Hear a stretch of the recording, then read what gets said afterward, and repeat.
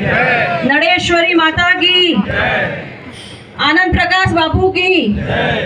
આજે આપણી વાવની ધરતી પવિત્ર ભૂમિ પર આપણી વચ્ચે ઉપસ્થિત પેજ સમિતિના પ્રણેતા અને ભારતીય જનતા પાર્ટીના યશસ્વી પ્રદેશ અધ્યક્ષ શ્રી CR પાટીલ સાહેબ તથા મંચ પર બિરાજેલ સર્વે સંગઠનના પદાધિકારીઓ, આગેવાનો અને દૂર દૂરથી પધારેલા મારા વડીલો, ભાઈઓ, બહેનો સૌને બનાસની દીકરીના વંદન અને પ્રણામ।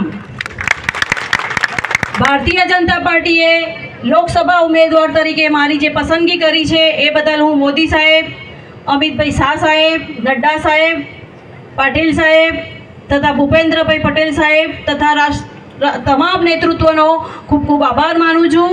અને પ્રથમવાર જે ભારતીય જનતા પાર્ટીએ બનાસકાંઠા લોકસભા સીટ ઉપર એક મહિલાની પસંદગી કરી છે ત્યારે બનાસકાંઠા જિલ્લાની છેવાડાની દરેક મહિલાનું એમણે ગૌરવ વધાર્યું છે।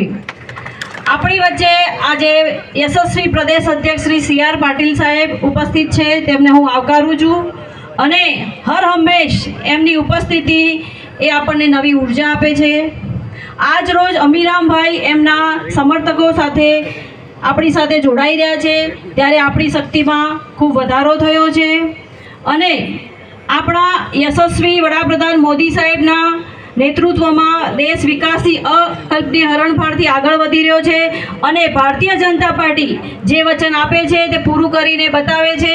આપણે જોયું કે 500 વર્ષના સંઘર્ષ બાદ લાખો લોકોના બલિદાન પછી રામ મંદિરનું નિર્માણ થયું અને આપણા મોદી સાહેબે એની પ્રાણ પ્રતિષ્ઠા કરી।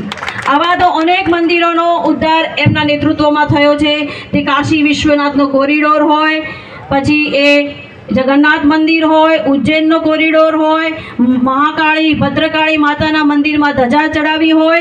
એટલે ભારતીય જનતા પાર્ટી તો ધાર્મિકતાને વરેલી પાર્ટી છે અને મોદી સાહેબના નેતૃત્વમાં છેલ્લા 10 વર્ષોમાં અનેક કલ્યાણકારી યોજનાઓનો પ્રજાજનોએ લાભ લીધો છે।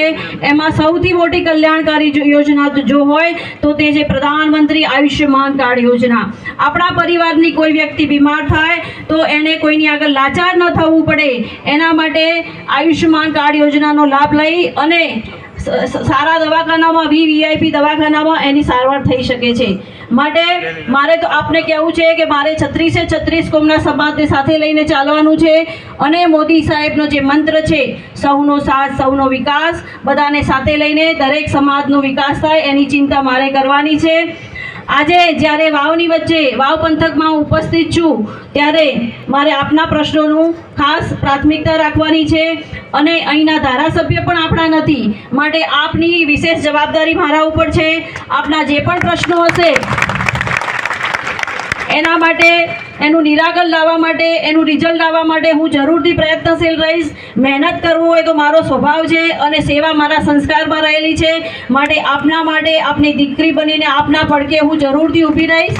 અને છેલ્લે મારે એટલું કહેવું છે કે તમારો એક વોટની તાકાત કેટલી છે। તમારો એક વોટ એ રામ મંદિરનું નિર્માણ કરાવી શકે છે, તમારો એક વોટ એ કાશ્મીરમાંથી 370ની કલમ હટાવી શકે છે, તમારો એક વોટ એ બનાસકાંઠા અને દેશની સરહદોને હજુ વધુ મજબૂત બનાવી શકે છે।